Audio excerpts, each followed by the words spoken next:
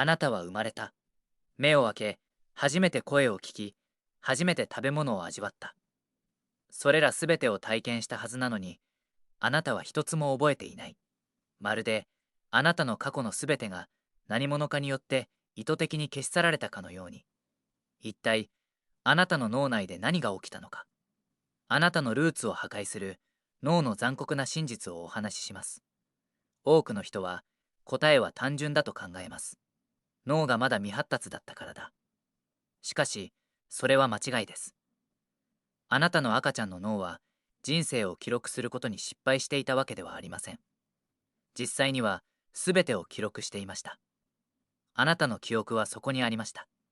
しかし、何かによって物理的に破壊されたのです。1905年、ジークムント・フロイトは、これを幼児健忘と名付けました。私たちは事実として知っています。赤ちゃんは記憶を形成できます。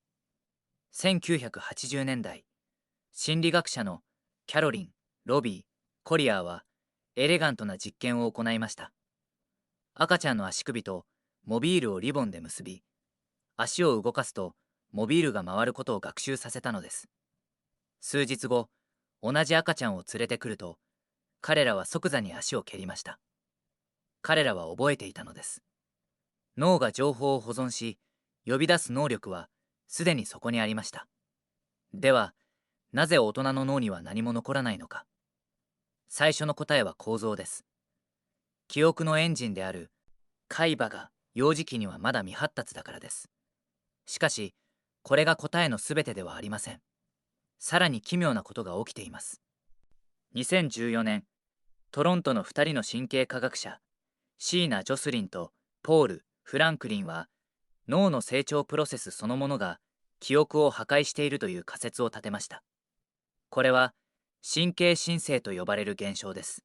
幼児期の脳は驚くべき速度で新しい神経細胞を生み出し続けています。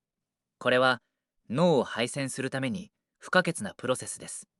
しかし、彼らはこれにコストがあることを発見しました。新しい神経細胞が既存の回路に統合されるたび、古い回路、つまり記憶を保持していた配線が切断され、上書きされていたのです。あなたの脳は記憶を保持する能力が足りなかったのではなく、より重要な未来の脳を作るという作業のために過去のデータを焼き払っていました。あなたのアーリエストメモリーズは、脳が新しい部屋を増築するために古い壁を物理的に解体する過程で失われたのです。ですが、物語はまだ終わりません。ここからが最も奇妙な部分です。自伝的記憶、つまり自分が経験したこととしてリプレイできる記憶を作るには、絶対に欠かせないものがあります。それは自己です。あなたが自分を周囲とは別の独立した個人だと理解し、何かが自分に起きていると認識すること。心理学者のマーク・ハウラは、これが幼児健忘の鍵だと指摘しました。鏡の前に赤ちゃんの鼻に赤い印をつけて座らせる。有名なテストです。18ヶ月未満の赤ちゃんは、鏡の中の自分を別の子供だと思って接します。しかし、18ヶ月を超えると、彼らは自分の鼻の印を触るようになります。彼らは、鏡の中の存在が自分だと認識するのです。この自己認識の誕生は、私たちが自伝的記憶を形成し始める年齢と、驚くほど正確に一致します。つまり、あなたには最初から、あなたという物語を紡ぐナレーターが存在しなかったのです。さらに、言語という最後のピースがあります。発達心理学者のキャサリン・ネルソンは、言語が単に記憶を記述するだけではなく、記憶を構造化することを発見しました。言葉を持つ前の体験は、音、質感、光といった生々しい感覚の断片です。しかし、それらを整理する言葉という枠組みがなければ、経験は容器のない水のように、その場に止まり、そして蒸発します。これは単なる仮説ではありません。心理学者のチ・ワンは、最初の記憶の年齢が文化によって異なることを発見しました。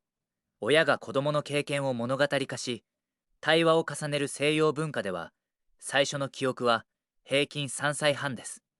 対して、個人の物語よりも先祖とのつながりを重視するニュージーランドのマオリ族の間では、最初の記憶は2歳半まで遡ります。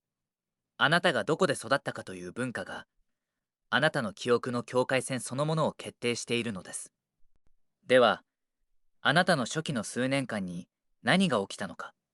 脳は長期記憶を作る準備ができておらず、準備ができたとしても、神経細胞の分流が記憶の回路を物理的に上書きし、あなたには過去を怒りとして固定する自己という概念がなく、経験を物語として保存する言語という容器もなかった。すべてが一度に起きたのです。人類史上、生きてきたすべての人間が、この同じプロセスを通ってきました。